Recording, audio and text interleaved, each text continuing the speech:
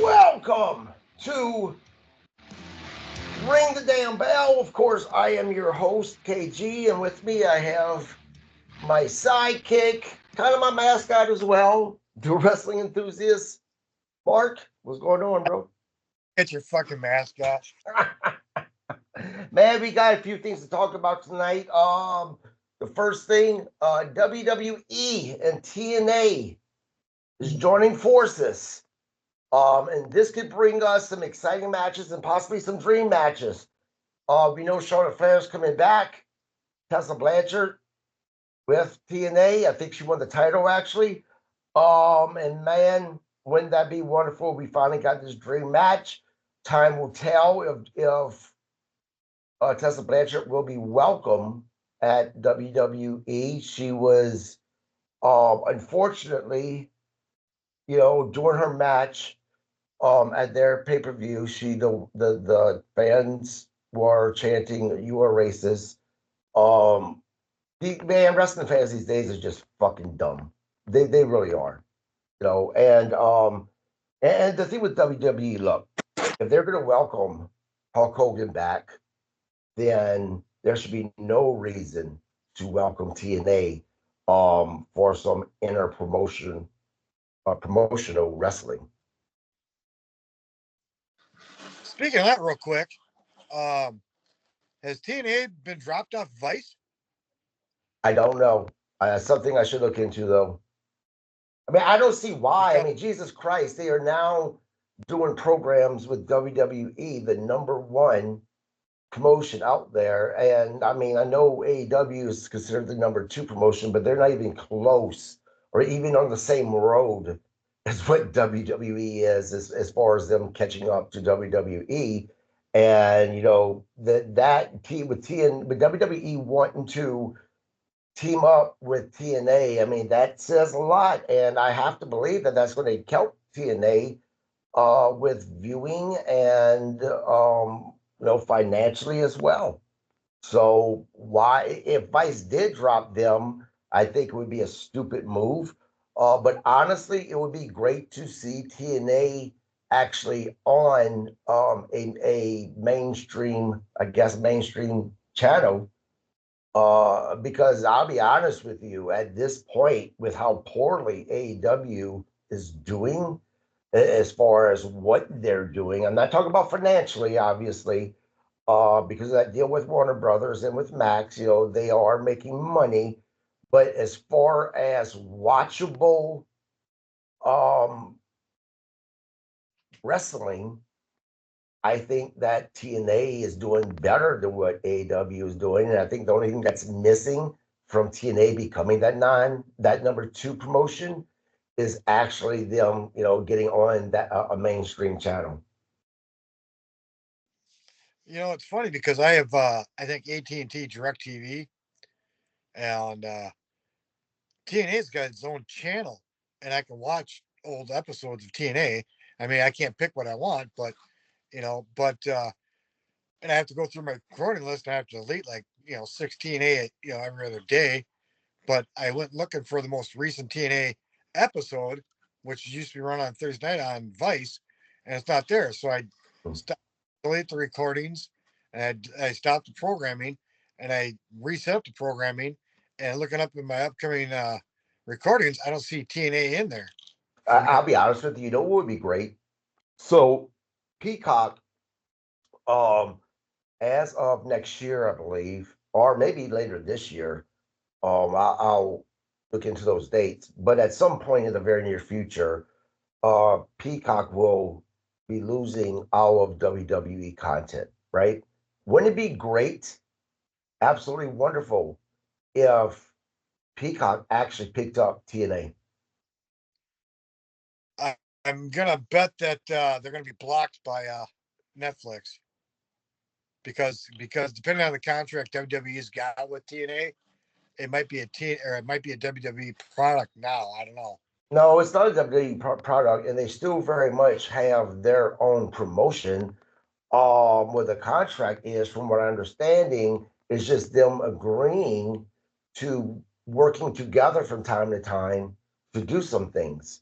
So, and I'm not saying you're wrong, but I am saying that that would be a very interesting situation, because I honestly believe that for both Peacock and TNA, that that would be a good move on both parts, or both I don't parts. know it's really going to benefit Peacock, but it definitely benefit TNA.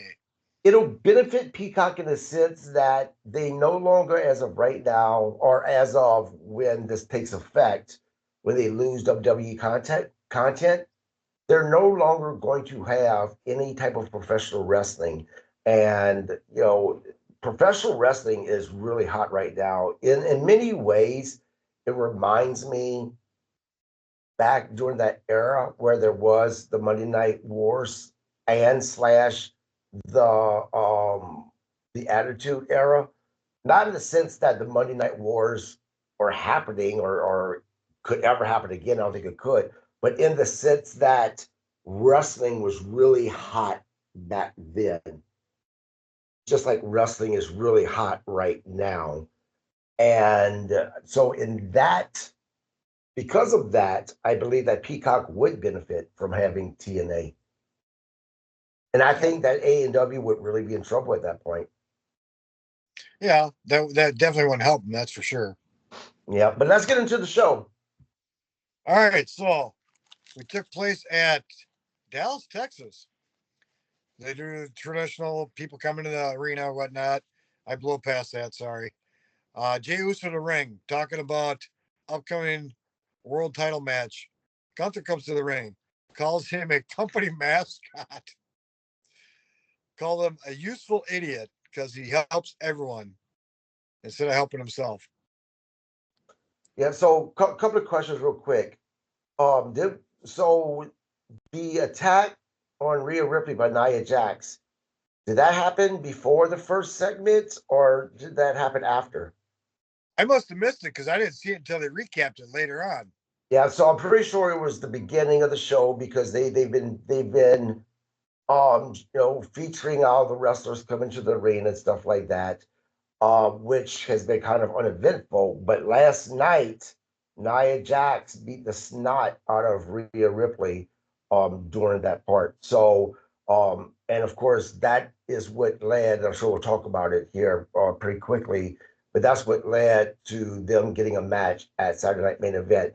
And real quick, before we go on, and I forgot to mention this, we were talking about Tessa Blanchard and the crowd chanting, "You are racist." When Hulk Hogan, showed up for the debut of Netflix in Los Angeles, and the crowd started booing him, we all thought, including myself and including you, that this happened because they were in Los Angeles. But if they get towards those southern territories, or southern areas, that Hogan would probably be cheered, right? Well, it is interesting and noteworthy to say that uh, the TNA event that happened, where the fans were chanting "You are racist, Tessa Blanchard," was actually in San Antonio, Texas. I believe it was San Antonio, San Antonio. I know for sure it was in Texas, right? So that's very interesting in the fact of going back to Hulk Hogan. When Hogan comes back, because he's going to be coming back to WWE, they've been using him to promote Saturday Night Main Event. When he comes back, if they are in a southern area, is he still going to get booed?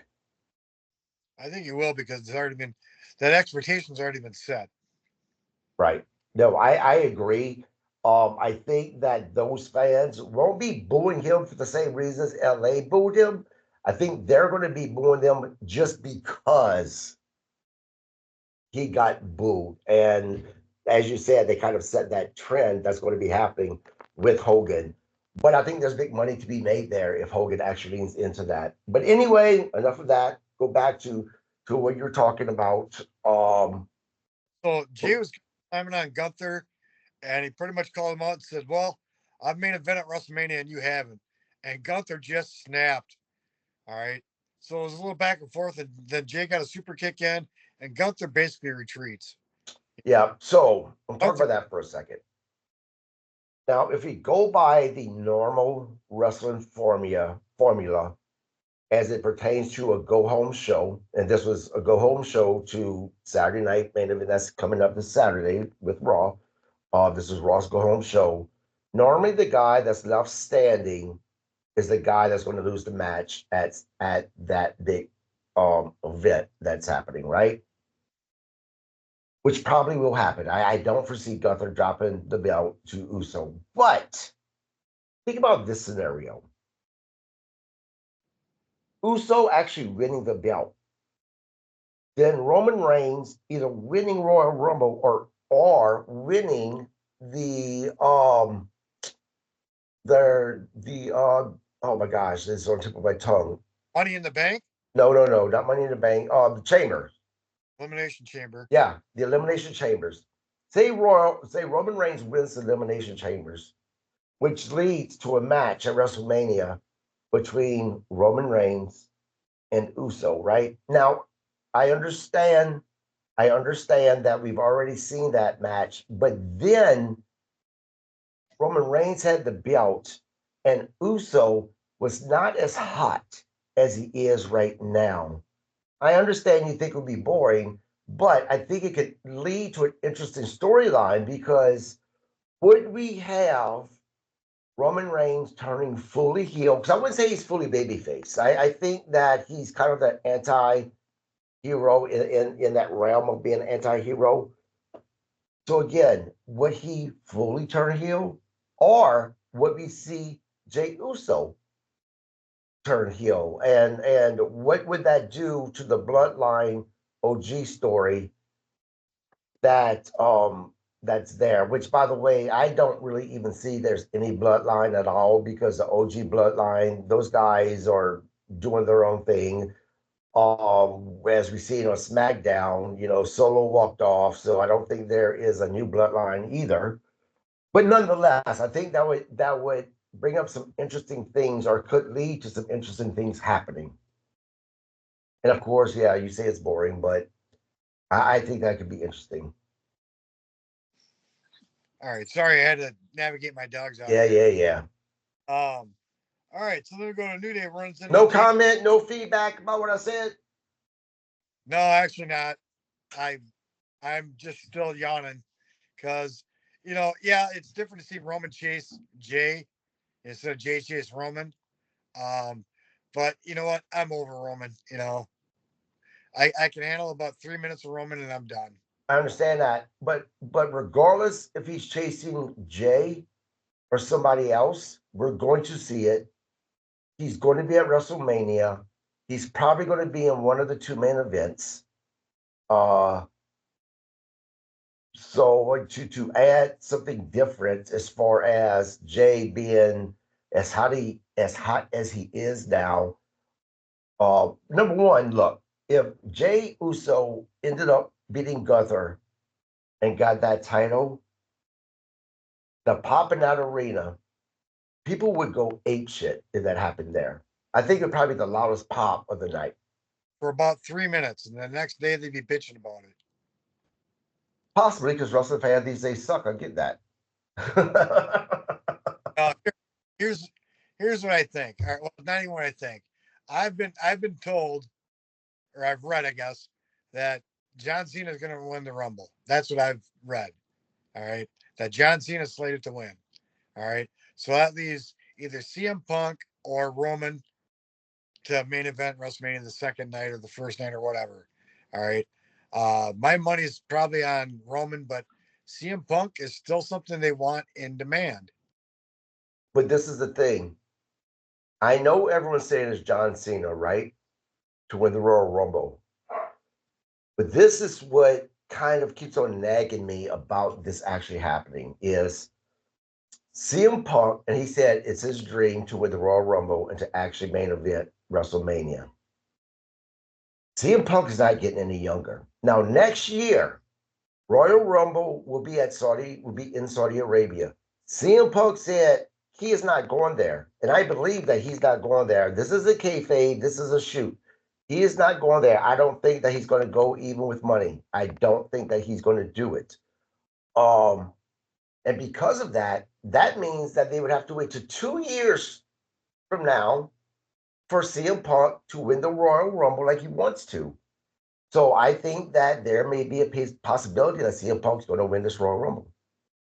Could be. I wouldn't mind CM Punk winning, to be honest. Other than the scathing promo he gave tonight, that really turned me off of him winning it. Yeah, well, once you get to the promo, I'm going to mention a couple of things about that. All right. So, anyways, New Day runs into JBL. They ask him for help. I guess I missed what they're asking him help for, but to stick up for him, I guess.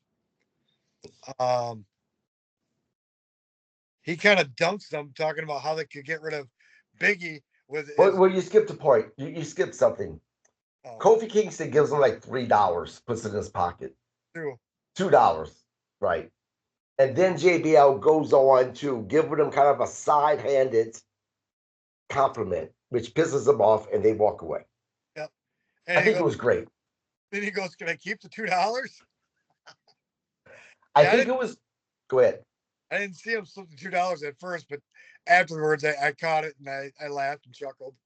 I think it was great, and I tell you for two reasons. One, it made me laugh. I think it was a really good interaction between the three, and also I think that this was needed because they turned heel so long ago that it got to the point that I was really concerned that the fans wouldn't care anymore because they haven't really done anything much with them to add to the storyline of them turning heel. Bringing JBL in like this and this interaction happening, I think it could have maybe revived this heel run somewhat, which helped them, my opinion. Yeah. Speaking of JBL, he was associated with TNA about 2 months back. Yeah, so JBL is kind of on this tour right now, with all different types of promotions, including the indies, just working, and wanting to do a little bit of wrestling for the next year, according to him. I really advise a lot of you guys. So there's a podcast that's called it's Bruce Pritchard's podcast, Something to Wrestle with Bruce Pritchard. Bruce Pritchard has had to step away for some personal reasons. JBL is the one that's been a regular host on that show now. It has been great. Bunch of stories that JBL has been talking about, with wrestling and some different things. Very entertaining, but he also talks about the run that he's doing right now and why. So if you guys have not caught that podcast, I really, really suggest checking out Something to Wrestle with Bruce Pritchard, the JBL episodes. Is he actually getting in the ring and wrestling? Wow. I think he still got it.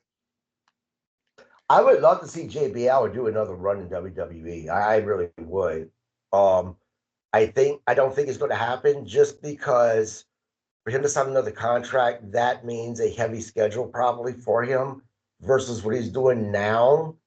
He can basically make his own schedule with these people that, these different promotions that he's on. So, but time will tell. Yeah. No, yeah, I think it'd be great to see him one more time to go around or two, to be honest. I think he probably had one of the most dramatic character changes in WWE. And he talks about that on Something to Wrestle with Bruce Pritchard. Yeah, I don't think I've seen anybody with a more dramatic turnaround, and it worked. I loved it. He was like the best heel, I think. All right, so next we go to an interview with Bayley. Bayley talking about the Royal Rumble, officially on Raw. Nia comes up in, stating she's going to win the Royal Rumble. Basically talks about her match with Bayley later that night. All right. You know what? Wasn't excited. Bailey doesn't excite me. Nia, Nia is like a roller coaster. She's up, she's down, she's up, she's down. And tonight I just felt she was down for me. You know, Right, right. And yeah, and I disagree. I think that Nia Jax is doing some of the best stuff that she's ever done. I find it interesting that it seems like they kind of have set Nia up to be in multiple storylines. yeah, Now, one thing I hope does not happen is this a Rhea Ripley and Bailey joining forces together. I don't want to see that. I don't think it would be good. I think, no offense to Bailey, she would bring Rhea Ripley down. So I really hope that her attacking Rhea, and then of course, her with Bailey as well, doesn't lead to that.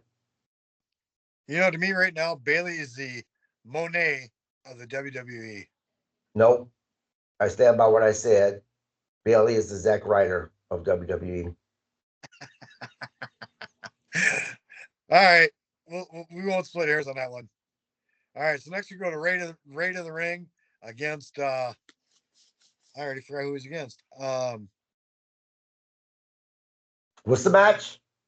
Ray versus Rey Mysterio. Yeah. Kevin Owen. No, yeah. Well, it was versus Kofi Kingston with JBL on commentary. That's right. I'm sorry, Kofi Kingston. Yeah, that's right. Well, during the match, and it was actually a pretty decent match. I'm not going to sit there and say different. This is one of the better matches of the night, to be honest. Woods gets involved, gets ejected out of the area. I think during the distraction, Ray gets a pin on Kofi, and then A beatdown. yeah, and then a beatdown because Woods comes back and gets a beatdown. LWO comes to the ring, then on the losing end of that too, and it's kind of fade to black.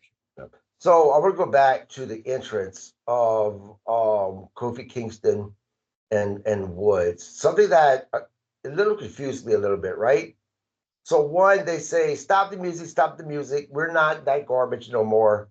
But then they start saying New Day rocks. So it's like, so you don't want to be associated with the music, but you're still going to be New Day. Yeah, To me, that was just a little goofy. I caught that too, but I really didn't elaborate on it because it was in one ear and out the other, for me. But yeah, I Right? caught. Right. I get Uh, that. But to me, yeah, get rid of the music. But I think that for them to fully be these heels, that they should rename themselves, that it shouldn't be the New Day anymore. But this is the thing. Um, I I do believe that Big E is going to be back. I have a feeling that he's probably cleared, and that he is just getting back into ring shape, and that at some point, at some PLE, he's going to come back and he's going to beat the snot out of Kofi and Woods, and then that's going to lead to some type of a storyline. But here's the question for you. Being that it's obviously two people, Kofi and Woods, that means Big E needs to find someone to partner with.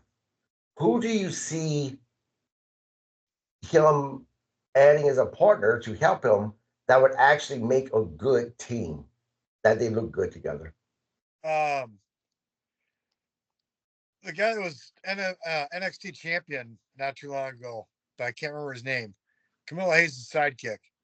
Oh yeah, yeah. Go ahead. I can't remember his name either, but whatever. I Um, think he'd be a good choice. now I tell you, and I don't think this is going to happen, but I think if it could happen, it would be awesome.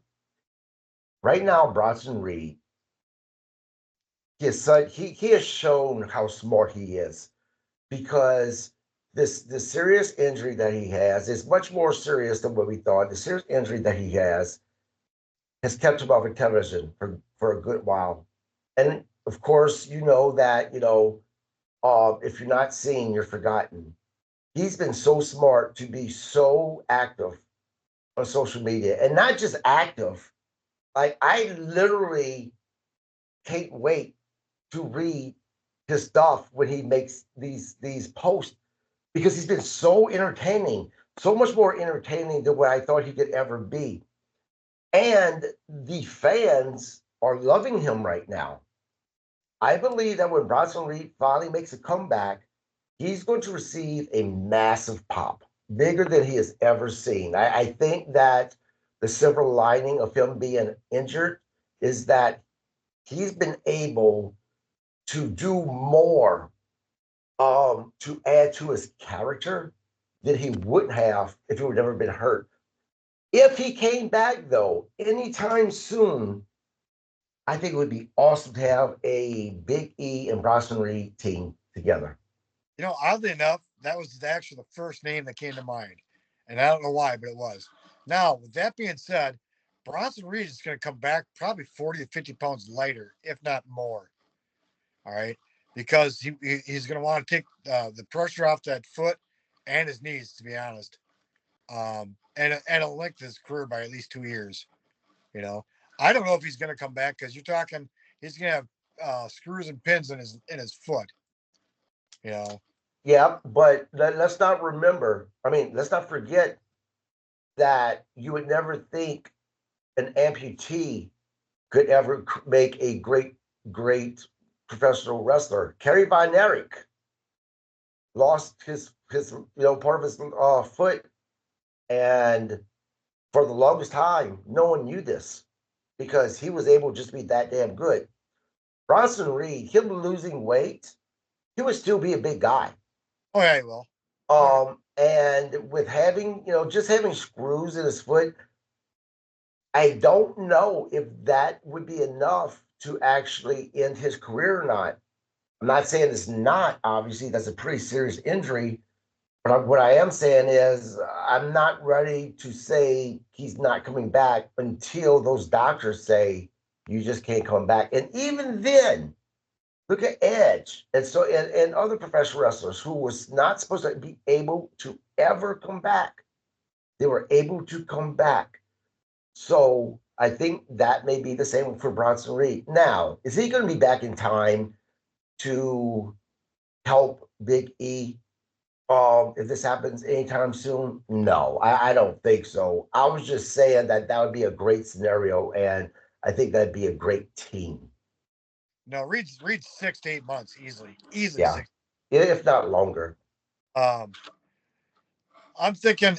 Well, with the injury, it's 3 to 4 months right there. Rehab's another month to 2 months, and then get another 2 months. You know, Yeah. plus losing the weight. Um, so I'm thinking it's going to be in between WrestleMania and SummerSlam, somewhere in there. Could be. Could So be. I mean, I can't debate that either way, just because, I mean, until we hear what the doctors say as far as him, how long he's going to be out, we can only speculate because, I mean, they talked about his injury, but Bronson Reed has never released exactly what the doctors have said as far as how long he's going to be out. Not that I know of, anyway. And speaking of me needing to correct myself, I hate being wrong or giving up misinformation. In our last podcast, I did accidentally give out misinformation when we were talking about Nick Khan and Vince McMahon being close or not. And I stated that they weren't close anymore. They had a falling out. I was obviously wrong with that, guys, and I apologize. I went back to check myself. I thought they had a fallen out. I was incorrect. So again, I apologize. I am correcting myself that they do apparently still have a good relationship. yep. All right. So, anyways, next we go to a recap of Penta's debut. Uh, then we go to a Chad Gable interview, how they're going to go for the gold, how he's had problems with luchadors, how he's going to coach by Dominic Mysterio on how to handle the luchadors. Oh God. Uh, Now, speaking of Dom, Dirty Dom, he has come out to say that he wanted to wrestle Penta. Now, here's my question about this, right? if those two actually have a match, do you think Dirty Dom is going to surprise us with a different, a lucha side of him, a lucha style wrestling side of him that we didn't think he had? Do you think that we're going to see that from Dirty Dom come out? Because I mean, look, I know he hasn't been that way, since he's been in the ring. He's been more of that straight laced wrestler.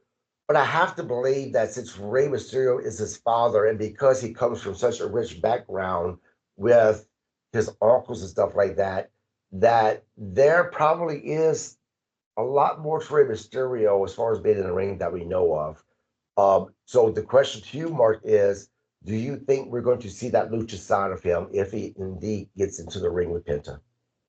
I think you might see a little bit. I don't think you're going to see an excessive amount.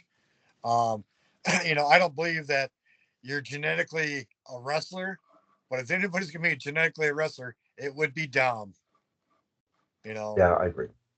I think Penta can coach him through a match in a luchador manner to a degree. I don't see you're going to see a whole lot of luchador fundamentals from Dom, but I think you'll see some. Fair enough. All right. So next we go to Sami Zayn in the ring. Um, and I got kind of tossed on this because Sammy's claiming he's uh reached the upper echelon. He's like number 6, 7 of the top guys. He's in with the number 6 and 7 of the top guys. I don't see it, but okay. He doesn't need a world title. He wants it. He doesn't feel he needs it for his career because he's already accomplished everything in his career he needs, but he wants a world title. And the only thing that separates him from the other 6, 7 guys is they've got world titles under their belts. Yeah, I'll save my comments about that until we talk about him and Seth Rollins running into each other. Okay. All right. So next we got Kevin Owens to the ring, basically blowing smoke up Sammy's ass, giving him a pep talk, which great, good for him. And then he goes off some delusional world where he thinks him and Sami Zayn are going to be both world champions and face each other at WrestleMania. So let me say this. This can go one or two ways with KO and Seth and Sami Zayn, which is going to lead into what I'm going to say with the Seth Rollins thing. So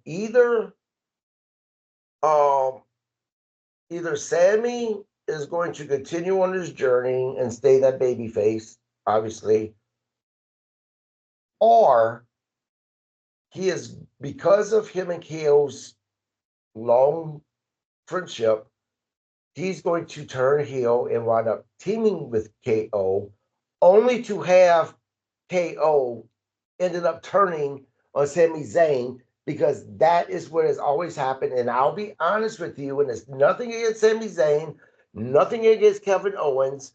We have seen this way too many times. Yeah, it's a broken record, all right. Whether it was Ring of Honor, WWE, or where else they've gone, there's always been a betrayal.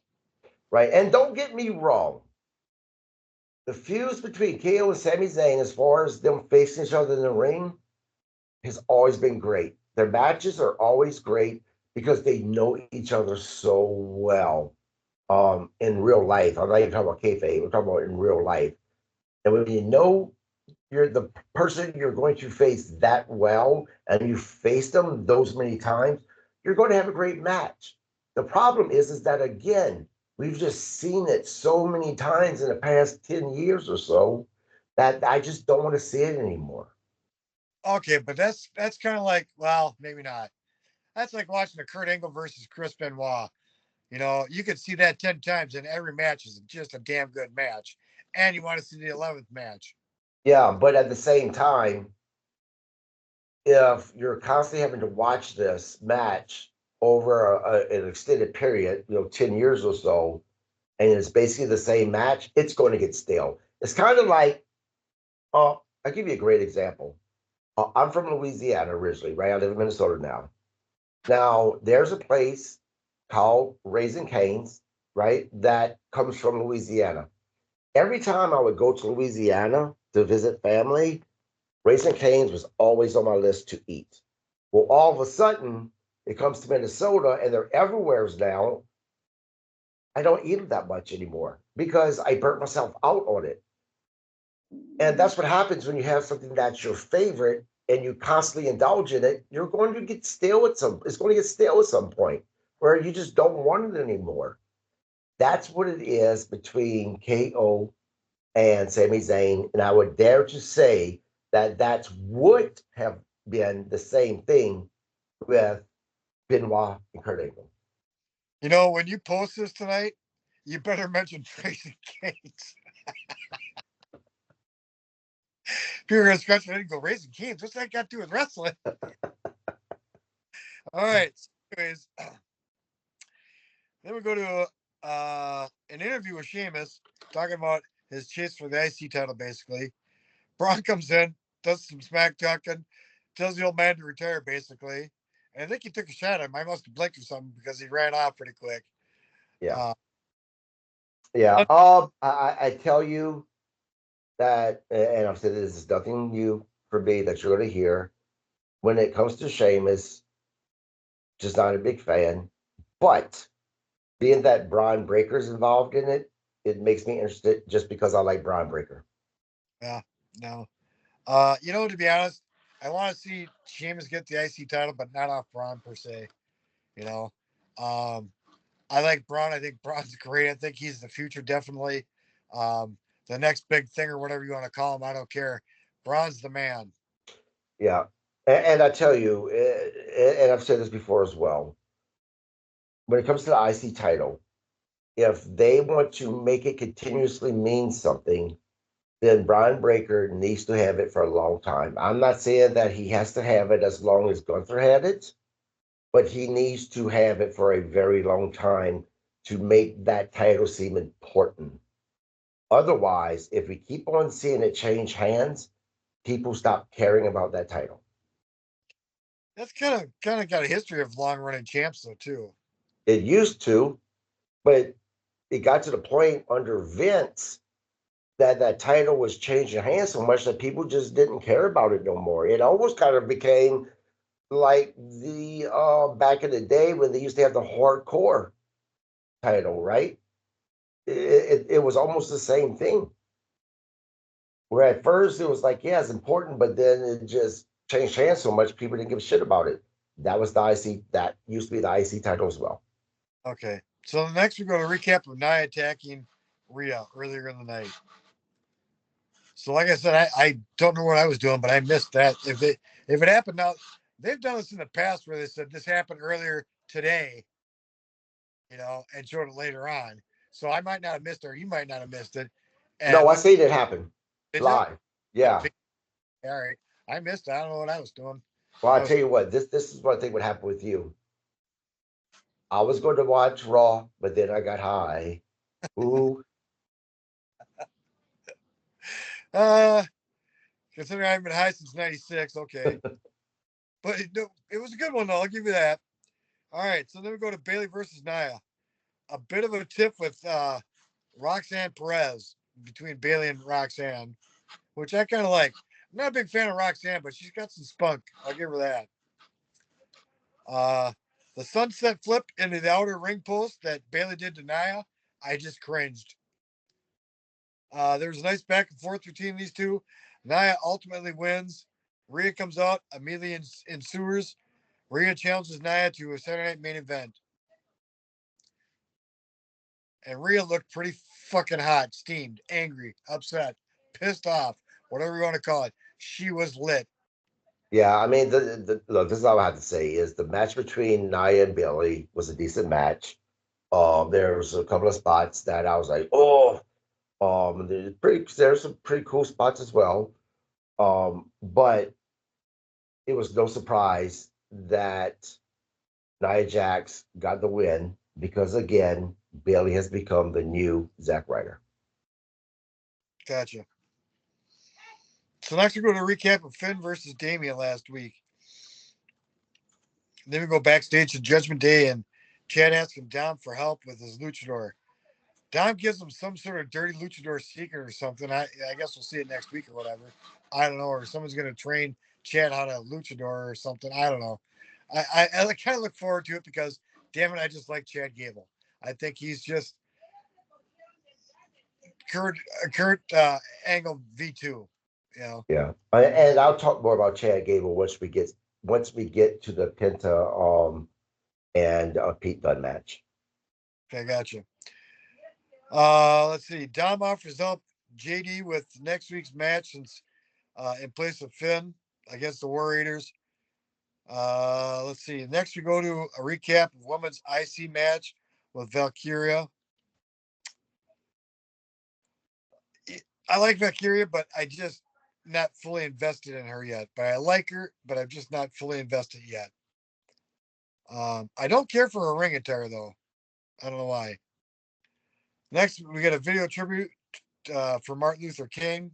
Them are always tasteful. Let's see. Sammy and Seth run into each other, basically mutual respect. But if you get my way at Royal Rumble, I'm going to throw you over. Pretty much what both said. So I'm going back to what I was talking about with Sammy and KO. I personally think that we're going to see Sammy turn heel at the Royal Rumble. Kind of turn heel at the Royal Rumble, and then the following Raw is when he's going to do something that's going to fully turn him heel on Raw. I think that it's either going to be Sammy that throws Seth out or Seth that's going to throw Sammy out. But that's going to create a storyline of Sammy turning heel. I think that his reason for turning heel is he's going to use the excuse that he's been passed over so many times that he should have the world title, blah, blah, blah. He's already been that route when he was. It'll happen again. All right. So, anyways, next we go to Penta versus Pete Dunne. This is a damn good match, to be honest. It was, right? And that's what I wanted to get to. It was a very good match, but it wasn't as good as this match with Chad Gable. And I attribute that to just how good Chad Gable is. I don't believe, people believe that Pinto carried Chad Gable to make him look good. I disagree. And I think last night showed that Chad Gable and Pinto were carrying one another. And that's why that match was so good. It wasn't just because of how good Pinto is. It's also because of how good Chad Gable is as well. You know, Gable wouldn't be the problem here. Gable wouldn't have the problems he has if he was three inches taller. I agree. He's so damn short. If he was 2 to 3 inches taller, he'd be the next Kurt Angle. He really would. All right. So, anyways, Penta gets the win against Pete Dunne. I want to call him Butch. I really want to call him Butch, but I don't want Butch to see this video and come after me. But I want. Hey, man, look. If that's what it took to get Butch on this podcast, or Pete Dunne, fuck, I'll call you Butch too. If that's what it took, then I'll call him Butch all day long. Fair enough. Now, what I don't understand is what they're billing Penta out for, because they're going to pull the rug out from under him sooner or later, and he'll be a high-end jobber. Well, so this is the thing. One, I'm really surprised that they haven't announced that Penta's going to be in the Royal Rumble. So maybe he won't be. And, at first when Penta was coming to WWE, I was like, they're just going to stick it with the LWO, and that's going to be the end of it. But I've changed my mind about that. I think that if they put him, and we talked about this, with the LWO, that it would actually bring them, I think that he would be good for the LWO. It would bring them up. Now, the issue arises, and I agree with you about, how would that work between him and Rey Mysterio, kayfabe-wise.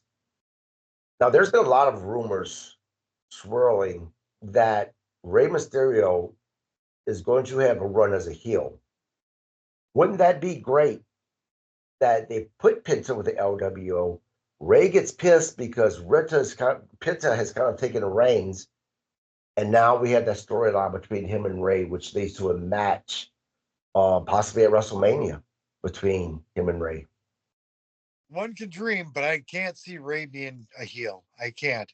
Now, if he sides with Dom, that's an instant heel. I mean, instant heel. If him and his son reconnect, and he backs Dom, shit, they'd boo the hell out of Ray. Well, and actually, that leads to an interesting point and maybe an interesting scenario.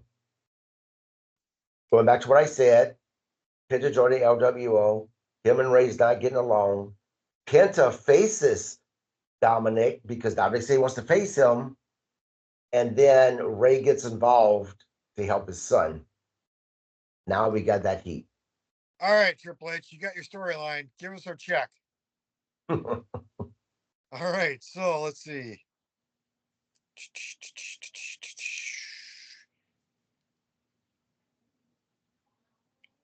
Recaps. Yeah, I already did that.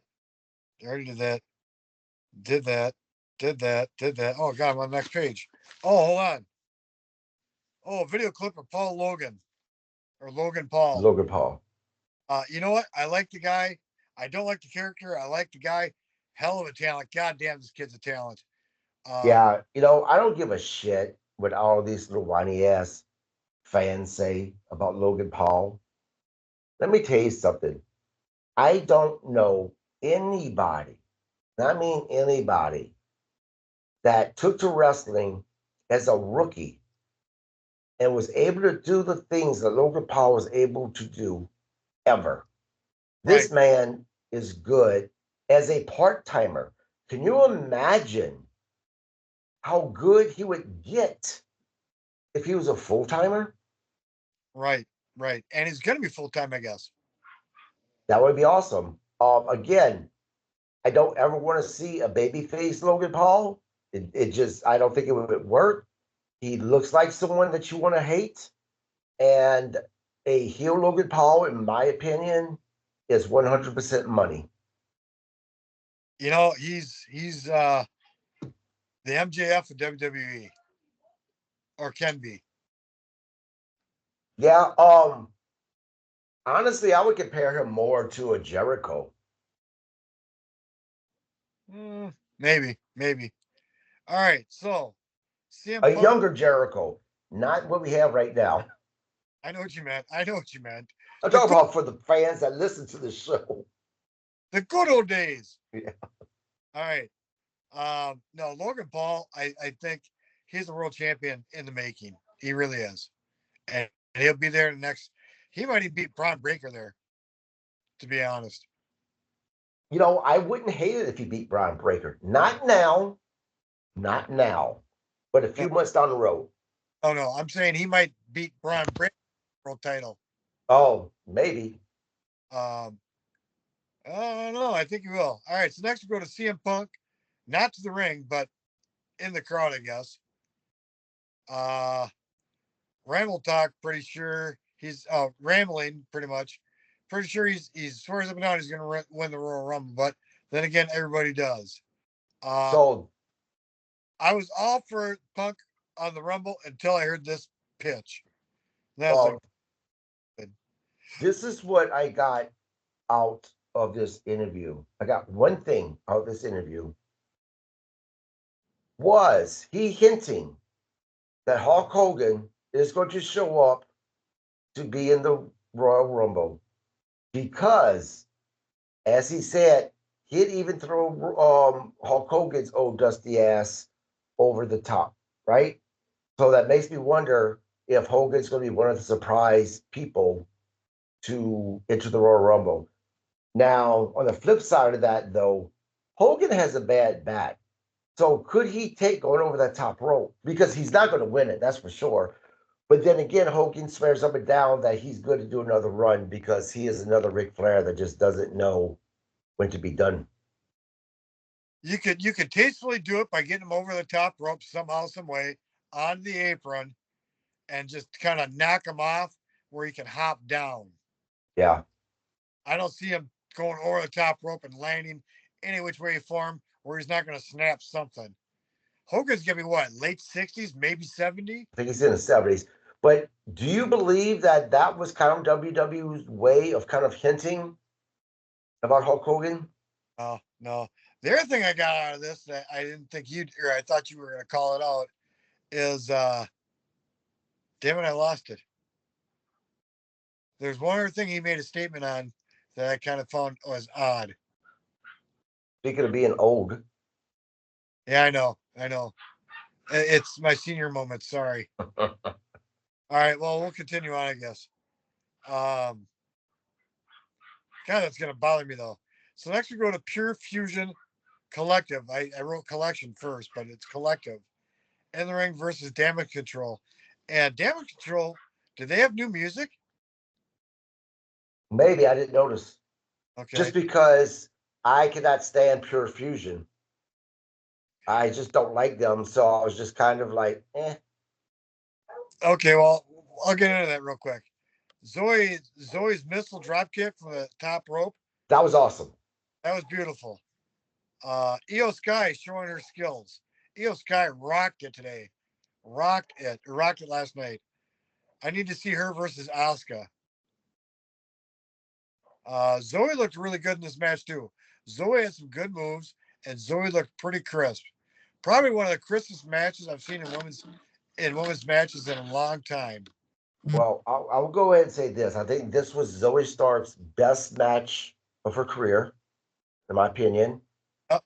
And look, I don't dislike these women, Pure Fusion, because they're not good in the ring. They are. But as I always say, when I don't like somebody, I just don't have. I'm not able to connect with them, not even as heels. It's like I don't like them because I'm not supposed to like them because they're heels. I just don't like them because there's something about them that I'm missing for myself. If someone else loves them, I get it. They're good in the ring. For myself, there's just that disconnect. Yeah. I think all of them are a hell of a talent. I don't know why. God damn, what's her name? It's not Shanna. It's not Zoe. Who's the third one? Oh, you're talking about the Zoe Starks. Baszler. Yep. Yeah, Baszler. No. I'm not talking about Baszler. I'm talking about the third one. The one that didn't wrestle outside the ring.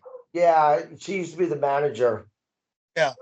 Is that her role now? It's just the manager? No, I mean she used to be some type of manager, like the acting manager of Raw at one time. Yeah, I remember that. Yeah, yeah. Hold on. I feel stupid once you say it.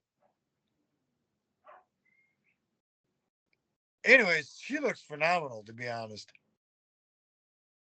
Yeah. Okay, if you say so. All right. Well, moving on regardless. Then we go to a video of Seth and Drew. Kind of yawn. This is one of the things I couldn't draw myself into, to be honest. So then we got match Seth versus Drew. Oh, wait, hold on. Going back to Collective Fusion. That was a faster paced match than I anticipated. Yeah. Because Shayna Baszler doesn't do fast paced matches. And I don't think Zoe does either. But with Io Sky, that was a fast paced match, and she led them through it.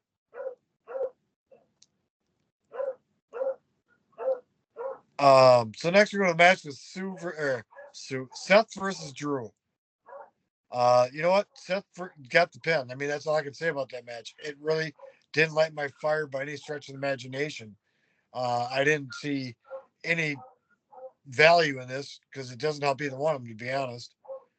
Drew attacks after the match. Sammy comes up to help Seth. Takes a halula kick to the face. Kids be believing that this is leading to Zayn turning heel again. And I'll give you that. I actually liked Seth's ring attire today. Yeah. Yeah, the thing about this is going back to Drew McIntyre, and I've said this so many times, I've never been a fan of his, but this run with him being a heel, man, he's gained me as a fan. I like this heel version of Drew McIntyre, and I think that it's because he is more aggressive. He's better on the mic than what I think he's ever been. And he just doesn't give a fuck, and really, again, I don't even know if I could even call him a heel because this is the thing. The things that him and even KO were saying, I understand because this is basically the scenario of everything.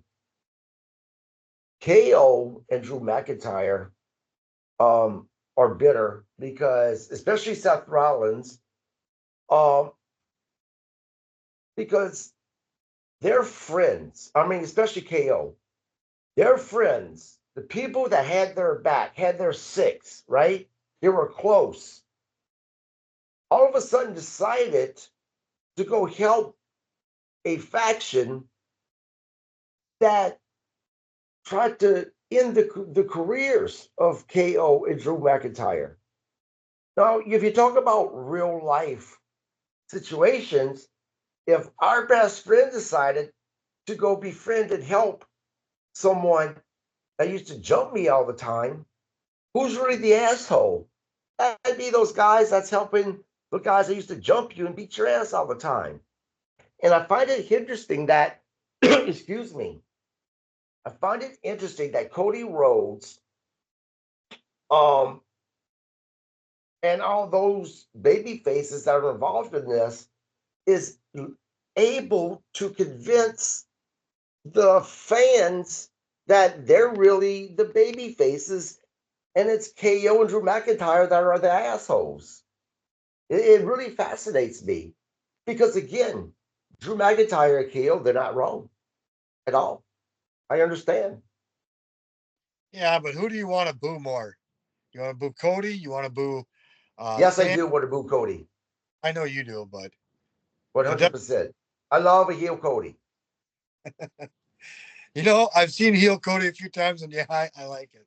He is such a smart ass. The way he goes to the crowd and just interacts with them and says the shit he does is just fucking awesome. Uh, so, anyways, while Sammy's trying to explain himself to Seth why he kicked him in the face, Drew kind of slinks out and walks away, kind of laughing and snickering. Yeah. Yeah. And that's basically how it ended. I look, I've been listening to people who are pissed off that WWE's now on Netflix saying that, it's the same thing to them, that there's no difference. And I disagree. Just the energy alone right now is so much better than it was on the USA Network. Um, you know, the energy that you're getting from WWE right now, it's really hard to go watch an AEW product after you watch Raw right now. It really is because that energy is just not there, in my opinion. Um, so there is a difference, and I think that Raw is putting a better product out right now since they've been on Netflix, just because they have to. Netflix paid a lot of money for this product. Will I say that last night's Raw was comparable to a PLE? Well, fuck no, obviously not. But it's better than it has been before. So, What are you going to grade it? I give it a B. I'm going to go C plus. I You're just, out your fucking mind. I just couldn't get it. There's too many things I just couldn't find a whole lot to get behind, in my opinion. I don't want to diminish anybody else's opinion or the value of it. I do appreciate the production value. They have raised it. It's not over the board like it was that first week. It's tapered off. It's leveled off. It's at a good level. I think it's clean. It's crisp. I enjoy it. but there's just a lot of stuff I just couldn't get behind. Well, this is what I have to say to that. I was going to watch Raw and have a clear mind, but I got high. Ooh. I wanted to have common sense for the podcast, but then I got high because you're fucking high.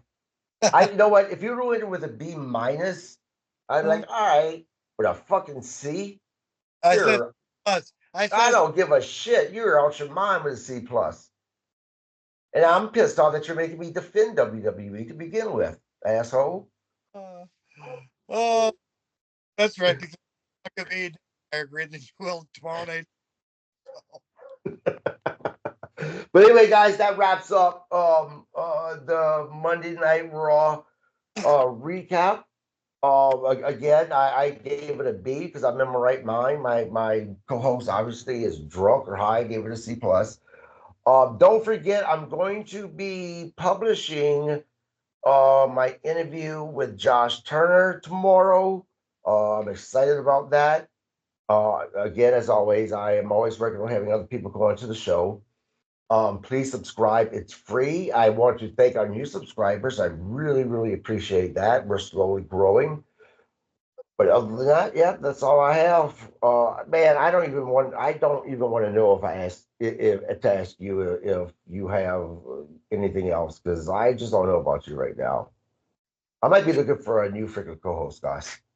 Oh yeah, wait. First you cheat on me, then you're looking to replace me. I see how it is. But anyway, Mark, you have anything, my friend? I'm taking half. I got nothing, buddy. I got nothing. Ring the damn bell. Ring the damn bell, everybody. We will see you guys again after on Thursday for the Dynamite recap. You all have a good one.